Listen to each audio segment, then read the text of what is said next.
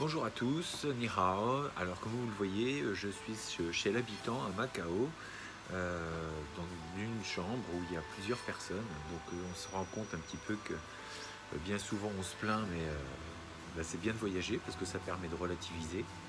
Ils vivent à je ne sais combien ici, 2, 4, 6, 8, je pense au moins 10, dans 30, 40 mètres carrés. Voilà. En promenant dans les rues de Macao aujourd'hui, j'ai pu remarquer qu'il y avait plein de petits hôtels au pied des magasins et avec de l'encens, avec des petites figurines.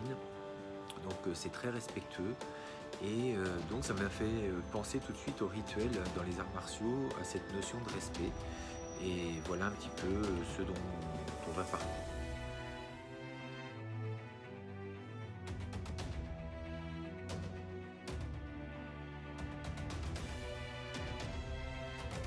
Donc aujourd'hui, nous allons parler de rituels. Rituels non pas de sacrifice, hein, mais de rituels qu'on voit dans la pratique et à quoi ça sert et comment on peut le transposer tous les jours chez nous, enfin pour notre vie. Le rituel, donc quand on fait des arts martiaux, il y a toute une sorte de cérémonie qu'on fait une fois qu'on rentre sur le tatami. Il y a un salut, et puis ensuite on s'aligne, il y a le professeur qui vient, qui fait le cours et qui fait le salut pour tout le monde. Alors à quoi ça sert? C'est pas une religion, c'est pas une secte, mais ça permet un petit peu d'instaurer quelque chose d'inhabituel et de voir que l'on commence quelque chose. Donc on rentre dans la pratique.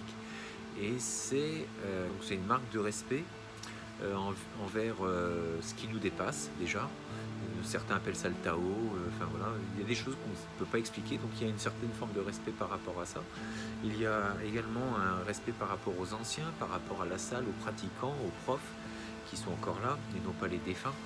Et puis tout ça doit se passer le plus calmement possible puisque c'est une marque de respect. Donc ce rituel, ce début de rituel, généralement il y en a un en début de cours et on en trouve un autre à la fin du cours. Il faut prendre ça en fait comme une parenthèse où il y a un début, une fin. On rentre sur donc un endroit sacré. Quand j'entends sacré, c'est qu'il a été consacré, c'est-à-dire qu'il a été, on lui a mis des choses souvent basées sur les 5 éléments, terre, métal, eau, bois, feu, et qu'on retrouvera toujours dans ce que je vais faire. On va retrouver toujours ces 5 éléments qui vont nous donner une base solide justement pour travailler la matière, travailler les choses, travailler nos pensées, nos rêves et les concrétiser de façon matérielle. Parce que c'est bien joli de les avoir dans la tête, mais ensuite il faut les concrétiser et les éléments vont permettre d'arriver à ça. Donc ce salut, cette parenthèse nous fait prendre conscience que durant ce qu'il va y avoir entre cette parenthèse va nous permettre de progresser. Et donc on va y apprendre des choses qui vont nous permettre de progresser. Avec la rigueur, la discipline, j'en parlais déjà dans d'autres vidéos, et puis cette notion de travail, d'effort à fournir pour arriver à quelque chose. Si on veut changer des choses, eh bien, il faut qu'on ait une autre façon de faire les choses. C'est-à-dire que si on continue toujours la même chose, il n'y a pas de changement. Donc pour qu'il y ait changement, il faut qu'on change. Et la pratique va nous aider à ça. Elle va nous aider à nous changer profondément, intérieurement, et à connaître notre corps, donc à le bouger différemment, à s'endurcir, à le rendre plus souple, donc plus disponible dans la vie, avec plus de spontanéité, choses qui seront importantes dans le combat, mais aussi dans la vie de tous les jours. Être plus disponible, être alerte, vigilant, disponible, de pouvoir s'adapter très vite à toute situation. L'art martial permet ça, mais bien sûr il faut travailler longtemps. D'ailleurs, la notion de temps a toujours été importante. On n'arrive pas à quelque chose comme ça. Je le disais, hein, il suffit de regarder la nature, elle se construit, il faut du temps pour que cette nature pousse, grandisse, s'épanouisse. C'est exactement pareil pour l'être humain. Donc ce rituel, il faut vraiment le prendre comme quelque chose, comme un point d'ancrage où on sait qu'il va se passer quelque chose. Et donc, pendant cette heure de cours, ou 1 heure et demie, 2 heures, on va se donner au maximum dans ce que l'on veut apprendre. C'est une forme de méditation aussi active, non pas passive, assise en fermant les yeux, mais active, c'est-à-dire que durant tout un cours, on va être vraiment centré sur nous-mêmes et ce qu'on ressent, et pour être amené vers quelque chose, vers quelque part. Bien sûr qu'au début, on n'aura peut-être pas cette sensation, Je vous cache pas que des fois on va même se décourager, mais comme dans la vie, il y a des choses où on va se décourager, il suffit d'y croire et de continuer. Encore une fois, c'est de rien lâcher. Donc ce rituel, c'est une parenthèse dans notre vie. Il y a un début, une fin, et ça permet de vraiment se positionner et d'avoir cette notion de but. Et dans la vie, comment le transposer ce rituel?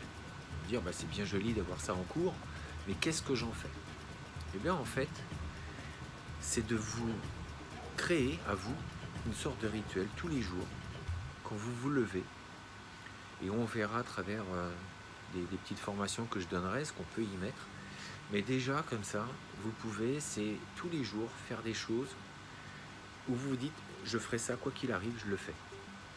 Donc je me lève, ça peut être des exercices, ça peut être de méditer, ça peut être de remplir un journal personnel. En tout cas quelque chose où tous les jours vous allez vous tenir à ça. Et le fait de se tenir à ça, c'est nouveau pour vous, donc il y a du changement, vous apportez du changement dans votre vie, et c'est ce qui va permettre le changement. C'est ce qui va vous permettre de vous donner un moteur de changement, une motivation. Bien sûr, il faut vous y tenir, ça n'arrive pas comme ça. Généralement, on le fait une fois, deux fois, trois fois, et puis ensuite on se dit ça m'énerve, et je le fais pas. Il ne peut pas y avoir de vrai changement en profondeur si on ne se donne pas du mal au départ. Mais ça vaut le coup parce qu'au début, c'est vrai que des fois c'est dur. Moi, par exemple, j'essaie de me lever de plus en plus tôt le matin. Et bien, ça change tout. Au début, c'est pas simple. Et puis en fait, à la fin, ça devient. Vous avez tellement envie de vous lever parce que vous allez faire des choses qui vous sont bénéfiques que vous avez hâte de vous lever. Donc, honnêtement, alors ça c'est mon ressenti personnel, j'espère que ce sera le même pour vous, mais en tout cas, essayez. Essayez, vous allez voir que votre journée, déjà, vous n'allez pas la vivre de la même façon, très honnêtement. Voilà, donc écoutez, créez-vous votre petit rituel. J'en parlerai encore une fois dans une formation. Elles vont arriver petit à petit. Pour l'instant, j'étais en voyage, donc j'étais sur Macao et puis sur Bangkok et Phuket. Les formations vont arriver petit à petit. Il y aura des cours un petit peu sur des choses très simples, mais sur la notion des arts martiaux. Et puis voilà, donc les choses vont se faire petit à petit. Patientez, suivez-moi, surtout partagez. Partagez. Likez aussi, mettez plein de petits pouces bleus, j'adore le bleu, et puis restez fort, restez beau, et je vous dis 再见